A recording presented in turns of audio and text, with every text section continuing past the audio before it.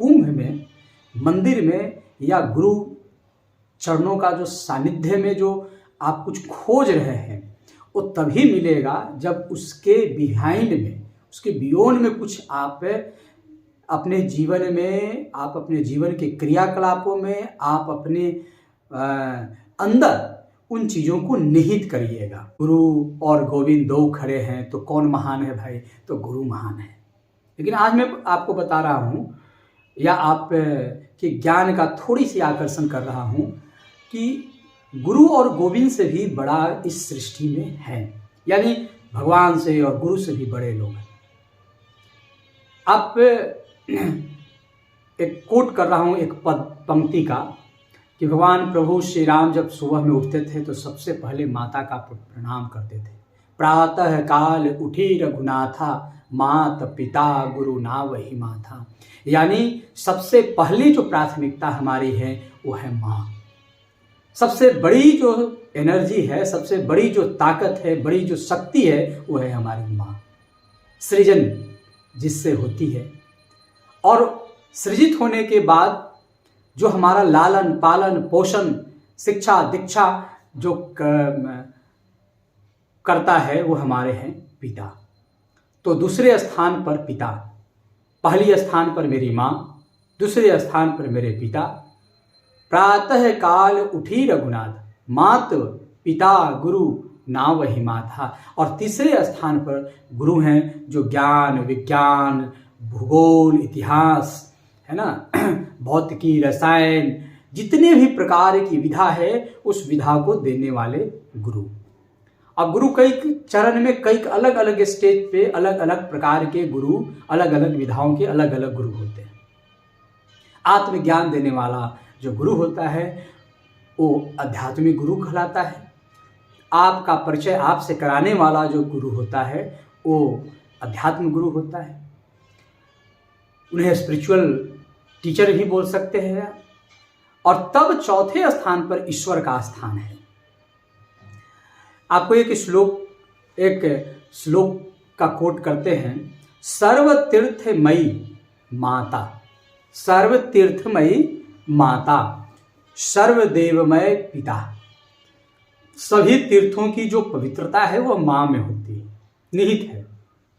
उसी तरह से सभी देवताओं का वास पिता में है। मात्रः पितरः तस्मात् सर्व यत्ने पूज्यते। आप चाहे जिस प्रकार से भी हो सके अपने माता पिता को प्रसन्न रखें, उनकी पूजा करें, उनकी आराधना करें। अब पूजा करने का तात्पर्य ये नहीं है कि आप जैसे देवी देवताओं की पूजा करते हैं धूप और अक्षत लेकर पूजा करनी है माता पिता को। उनकी भावनाओं का कद्र करना। देखिए माता पिता एक ऐसे स्टेज पर आ जाते हैं कि उन्हें अब न घर की जरूरत है, न अकाउंट बैलेंस की जरूरत है, न उन्हें कपड़े की अच्छी कपड़े ब्रांड कपड़े की जरूरत है। साधारण मौलिक जो जरूरत है वो जरूरत वो रह जाती है। लेकिन सबसे बड़ी चीज की आवश्यकताएं हर माता पिता को होती है वो है कि वे अपने नाती पोता बच्चों के बीच बाकी का समय हंसकर बोलकर बच्चों के साथ पौत्रों के साथ पौत्रियों के साथ मनोविनोद कर अपना जीवन व्यतीत कर लें। हम अपने माता पिता से दूर हो जाते हैं, बच्चों को भी दूर कर देते हैं और माँ और पिता एकांत जीवन जीने को मजबूर हो जाती हैं। कभी कभी कुछ बच्चे तो समय समय पर उनका सुध भी लेते हैं, कुछ तो नहीं भी लेते हैं, लेकिन सिर्फ उनको से पूछ लेना, हाँ हेलो माँ पिताजी आपको दवा है ना, आपको च्यवनप्राश है ना, आपको और कोई चीज़ की ज़रूरत तो नहीं है ना, आप दूध लेते हैं ना, इतना से ही काम नहीं चलने वाला है। उन्हें आपकी साथ की ज़रूरत है, उन्हें बच्चों की साथ की ज़रूरत है। ये असली पूजा है माता और पिता का। अगर आप ऐसे सेवा, ऐसी भावनाएं, ऐसी गतिविधियां आप अपने घर में अपने माता पिता के साथ करते हैं, रखते हैं, तो आप को कुंभ जाने की भी जरूरत नहीं है। जाने की इच्छा है तो जाए, और नहीं भी गए तब भी जो कुंभ में अमृत मिलने वाला है वो आपको आपके घर में ही ईश्वर आप के लिए स्पेशल कुरियर करने होंगे, देंगे। स्पेशल कुरियर हो जाएगा सभी पुण्यों का। ऐसा कहा गया है कि पिता स्वर्गः, पिता धर्मः, पिता परमक तपः, पितृप्रीतिमापने सर्वाः पियन्ति देवता। मेरे पिता ही मेरे स्वर्ग हैं। यह भावना अगर हो कि अगर पिता के छत्र छाया में हैं, पितृ छाया में हैं, मातृ छाया में ही अपने बच्चों का लालन पोषण शिक्षा दीक्षा अगर कर रहे हैं, उनके ही कड़क आवाजों के नीचे, उनके ही शासन अनुशासन में अपना जीवन व्यतीत कर रहे हैं, तो यह सबसे बड़ा स्वर्ग होगा और सबसे बड़ा धर्म भी होगा। मेरे जीवन की सबसे बड़ी तपस्या भी यही होगी। आपको कहीं यज्ञ तप अनुष्ठान करने की जरूरत नहीं है, करिए, उसकी भी एक वैज्ञानिक तथ्य है। लेकिन जो कुछ आपको मिलना है, इस दृष्टिकोण से अगर आप आहूत कर रहे हैं, यज्ञ कर रहे हैं, तप कर रहे हैं, कहीं आप जा रहे हैं, कोई धार्मिक स्थान में मंदिर में जा रहे हैं, और आप अपने घर के देवी देवताओं को, माता और पिता की सेवा नहीं कर रहे हैं, उन्हें कष्ट पहुंचा रहे हैं, उनकी भावनाओं को आहत कर रहे हैं, तो आपको कहीं भी शांति नहीं मिलेगी और कहीं भी कुछ नहीं मिलने वाला है। लेकिन आप इन देवताओं की यदि सेवा करते हैं तो आपको सब कुछ ईश्वर कुरियर करेंगे, ऑनलाइन आपके पास सब कुछ आ जाएगा। तो ये Father is a secret of dharma, as divine as heavens, and is the greatest symbol of austerity in this world. The gods themselves are pleased if one can make one's father happy, pleasure. अगर कोई व्यक्ति, कोई युवा अपने माता और पिता को प्रसन्न रखता है तो ईश्वर स्वयं प्रसन्न हो जाते हैं। ये तो बात हुई कि हमें अपने माता पिता का ध्यान रखना चाहिए, लेकिन हमारी बात वैसे माता पिता भी सुन रहे होंगे कि जो अभी नए नए पिता हुए हैं, नए नए माँ हुई हैं, और उनके बच्चे अभी अबोध है, बाल्यावस्था में है, नवजात है, शिक्षा की तरफ उन्मुख ही हुआ है। ऐसे माता पिता का भी कुछ धर्म है। माता और पिता देवता तो ठीक है, लेकिन देवता बनने के लिए उन माता पिता को भी तपस्या करने की जरूरत है। और तपस्या एक ही कि आप अपने बच्चे को, जिसको आपने जन्म दिया है, उसको एक बेहतर माहौल में पालन पोषण करने की जो रिस्पॉन्सिबिलिटी है वो एक पिता और माँ की होती है। And being a father and mother, we should take this responsibility, how to nurture, how to educate our children in a healthy atmosphere.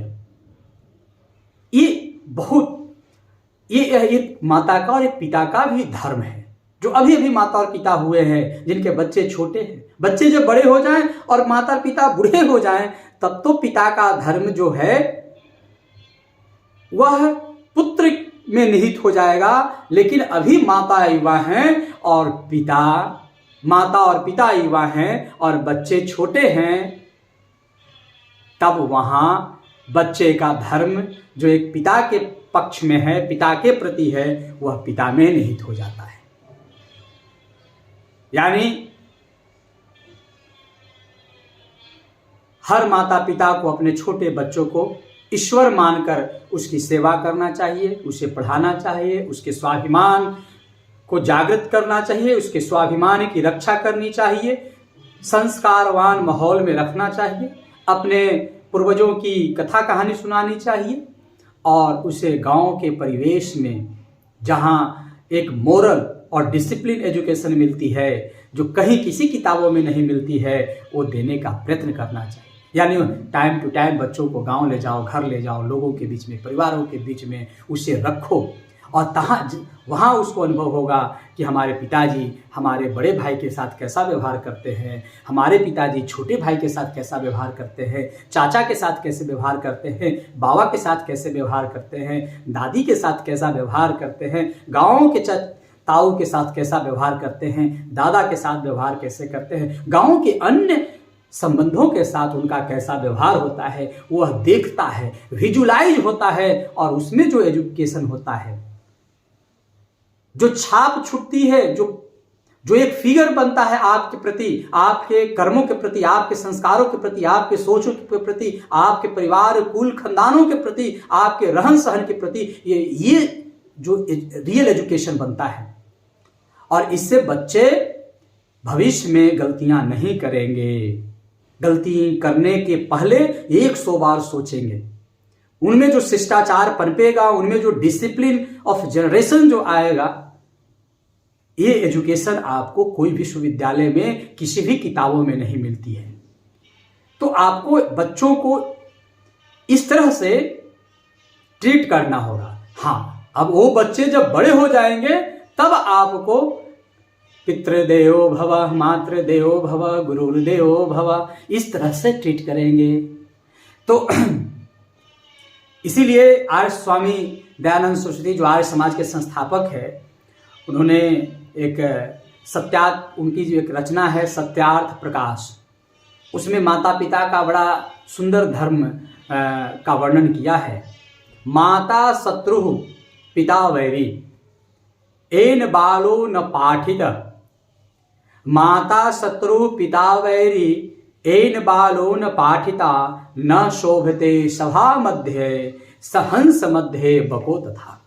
उन्होंने कहा कि माता पिता का भी धर्म है कि अपने बच्चों को शिक्षा दें, और जो माता पिता अपने बच्चों को शिक्षा नहीं देते हैं, इसका सिंपल सी बात है, ऐसे माता पिता जो अपने बच्चों को शिक्षा नहीं देते, वे अपने बच्चों के शत्रु होते हैं। और उनके बच्चे जब सभा लगती है, जब बड़े हो जाते हैं, तो उनकी निंदा होती है, वो लोक निंदा के पात्र हो जाते हैं ऐसे बच्चे, उन पे सब लोग हंसते हैं, उसी तरह से जैसे हंस के बीच में बगुले पर लोग हंसता है। तो पिता का धर्म, माता का धर्म, देवताओं के रूप में अधिष्ठात्रित होना है, तो अपने बच्चों को शिक्षित करना है।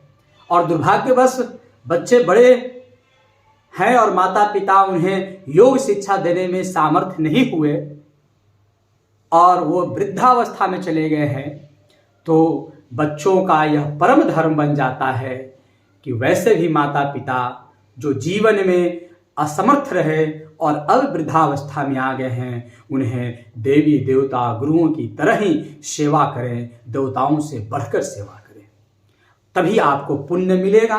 पुण्य की कोई और परिभाषा नहीं है। 18 पुराण और 4 वेदों की रचना करने वाले वेद व्यास ने ही कहा अंतिम में कि इन वेद और पुराण पढ़ने से आपको कोई पुण्य नहीं होगा, ज्ञान मिलेगा।